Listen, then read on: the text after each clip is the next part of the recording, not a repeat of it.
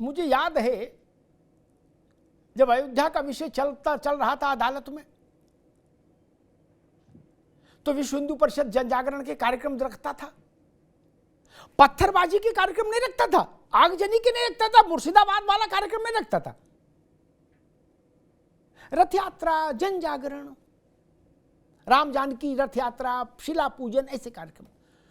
तो हमारे दूसरे पक्ष के बाबरी मस्जिद एक्शन कमेटी और कांग्रेस और समाजवादी पार्टी के नेता कहते थे कि इन लोगों को कानून में भरोसा नहीं है, इन लोगों को अदालत में भरोसा नहीं है।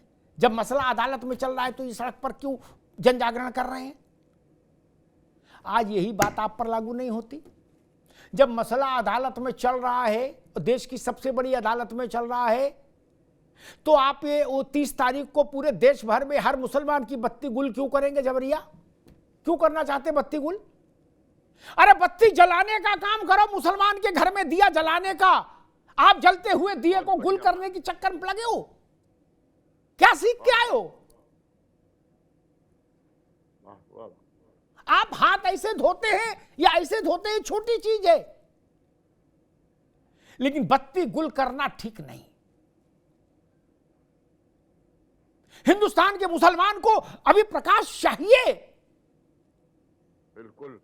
जो थोड़ा बहुत प्रकाश है आप उसको भी गुल करने के चक्कर में लगे हो। पूरे 30 अप्रैल को पूरे देश में बत्ती गुल करेगा मुसलमान। अरे मैं क्यों करेगा? तमसो मां ज्योतिर्गमय, मैं यहां रोशनी की तरफ बढ़ूं। ये दुनिया के उसूल है। ये उल्टे बांस बरेली जा रहे हैं, उल्टे बांस। कहा जा रहा है जो बत्ती है वो भी बुझा दो। अंधेरे में क्या करेंगे? ये अंधेरा मुसलमान के भविष्य पर छा जाए, ऐसी कोशिश मत करिए। बहुत मायनों में मुस्लिम समाज का एक बहुत बड़ा हिस्सा पिछड़ेपन के अंधकार से ग्रस्त है।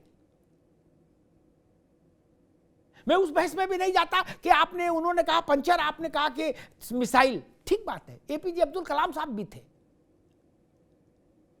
मीर अब्दुल हमीद भी हैं, जाकिर हुसैन साहब भी हैं, उस्ताद बिस्मिल्लाह खां भी हैं। सबका इस्तकबाल, सबका एहतराम। लेकिन जो बात फरहत अली कह रहे वो भी गैर वाजिब बात नहीं कह रहे। मेजॉरिटी क्या कर रही है? ये उंगली पर गिनने वाले नाम हैं। मेजॉरिटी क्या कर रही है? विषय वहां से शुरू होगा कि मेजॉरिटी क्या कर रही है। सच्चर कमेटी की रिपोर्ट आई थी, वो रिपोर्ट यह भी कह सकती थी कि जिस देश में जाकिर हुसैन हो गए हों, जिस देश में अब्दुल कलाम हो गए हों, एयर मार्शल लतीफ हो गए हों, उस देश में सच्चर कमेटी की जरूरत नहीं। Thank you very much. नहीं ना, ये सब गिन लीजिए 1000 लोग और आगे बढ़ा दीजिए लिस्ट 2000, 5000, 10,000, 50,000, इससे आगे तो नहीं जाएगी ना लिस्ट। बाकी गुर्बत में हैं, अंधेरे में हैं, और उनके हाथ में आप पत्थर पकड़ा देते हो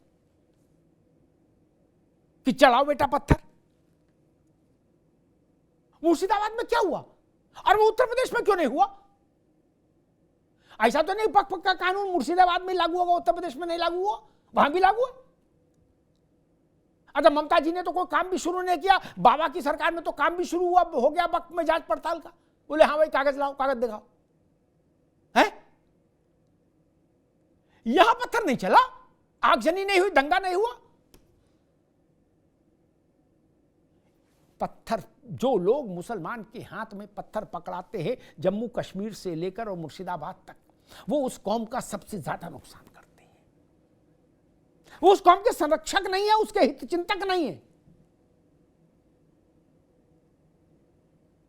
रोजगार की जगह आप पत्थर पकड़ाते हैं संभल में, मुर्शिदाबाद में और जम्मू कश्मीर में। इस संभल में 3000 लोग कहां से आए थे पत्थर लेकर, बोरियों में पत्थर लेकर? कोई पत्थर सप्लायर होगा ना इनका,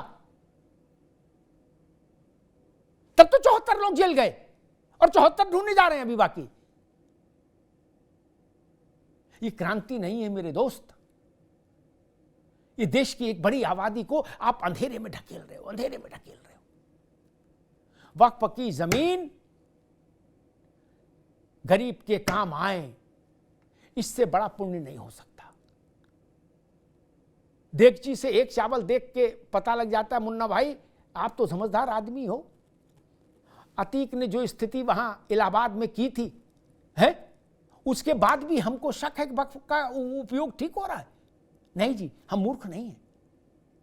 जरा कितने अतीक हो गए जिसके लाठी में दम होगा उसने वक्फ की जमीन कब्जा ली? क्या लखनऊ, क्या बाराबंकी, क्या सीतापुर, क्या फर्रुखाबाद?